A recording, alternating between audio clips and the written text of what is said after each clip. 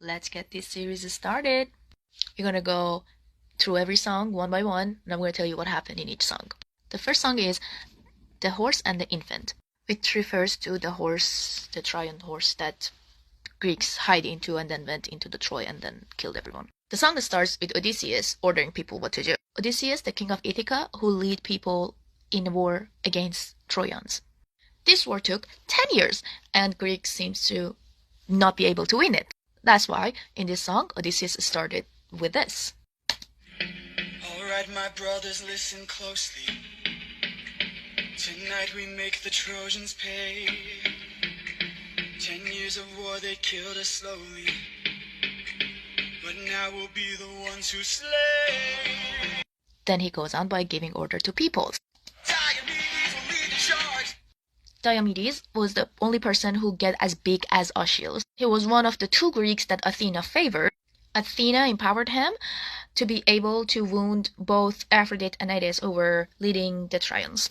Agamemnon will flank the yard.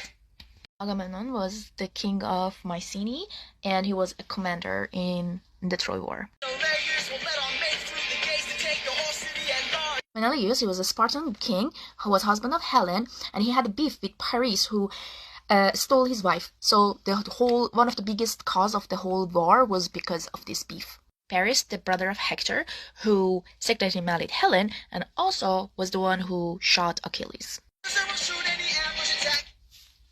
Teucer, half-brother of Ajax, and he was one of the most skilled archer. Ajax will stay back. Little Ajax, or Ajax the Lesser, who was a prince of Oileus. They call him the Little Ajax because he wouldn't get mixed with Ajax the Great, the son of Telamon.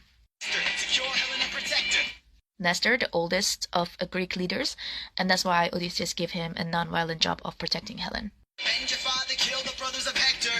Neo or Neoptolemus, he was the son of Achilles. In Old Greek, everyone who would get killed or murdered, the remaining family member would go and avenge them. So here, Odysseus tells him to go and kill Paris, the brother of Hector. And he was only in the war because a prophecy told him if he is in a war, then you're gonna win. At the end, he never killed Paris, but he did kill his father, Priam, which was the king of Troy.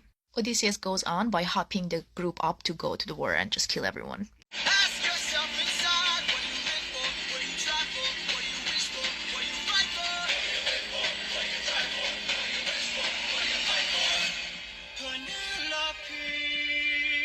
Penelope was a wife of Odysseus. They haven't seen each other since the beginning of the war, which took 10 years. And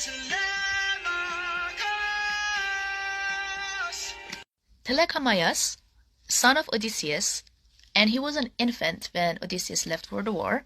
And it will take 10 years for Odysseus to get home, and that makes him to be 20. As they're fighting, Odysseus gets overpowered by someone who just fades away immediately. So he's like, what the fuck, what was that? It was a vision. who was that? A vision. And Zeus goes to him like, dude, like, you have to kill someone, and it's someone's son, and then if you don't do that, like, he's going to just kill everyone. Odysseus is like, easy peasy, tell me who. Say no more. I know that I'm ready. I don't think you're ready. Zeus knows Odysseus is like a great warrior, right? But he also knows that he has strong morals, that he would not never ever would hurt an infant. As soon as Zeus is like, I don't think you're ready, he shows the infant to Odysseus, which indicates in the music to goes from all hyped up and everything to very soft music. I don't think you're ready.